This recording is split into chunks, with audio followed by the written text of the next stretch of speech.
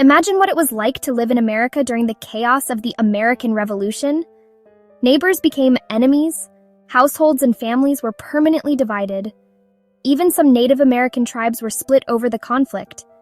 Women watched their husbands, fathers, sons, and brothers march off to war. It wasn't a great time to be an American. Before we continue, I must warn you, this story is graphic and disturbing, so if you're sensitive to these types of stories, you might not want to continue listening. Also, please note that the photos are for illustrative purposes only and are not actual photos of the people. Now, let me tell you about Jane McCrea. She was born in the 1750s in Bedminster, New Jersey. She was known for her beauty, wit, and charm. Her father was a Presbyterian minister and loyalist, but her brothers were divided regarding their loyalties to the crown. Two of them joined the Continental Army.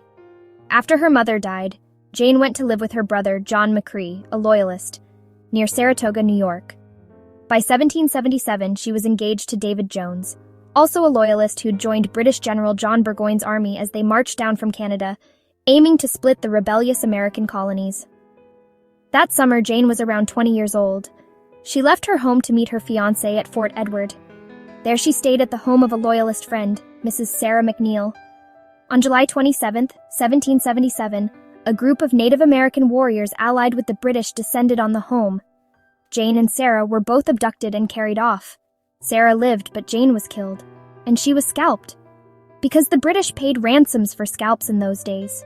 It is said that her fiancé, David Jones, learned of her death when he recognized her hair being carried by a Native American warrior in Burgoyne's camp.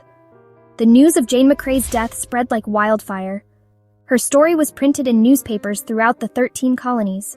Although she was a loyalist, killed by British allies, Americans were outraged that the British were using savage allies to terrorize colonists.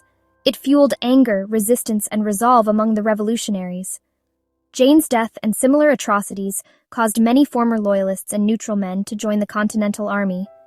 These new recruits helped turn the tide of the war a few months later at the pivotal Battle of Saratoga, leading to Burgoyne's surrender, a crucial American victory. Jane McCrea never lived to see the independence her death helped inspire. But her story is a reminder of how one simple life can shape the course of history. So when we celebrate Independence Day, let's remember Jane McCrea and tap the like button to honor her memory. To hear short stories about the battles of the Revolution, see my Battles of the Revolution playlist. And thanks for watching.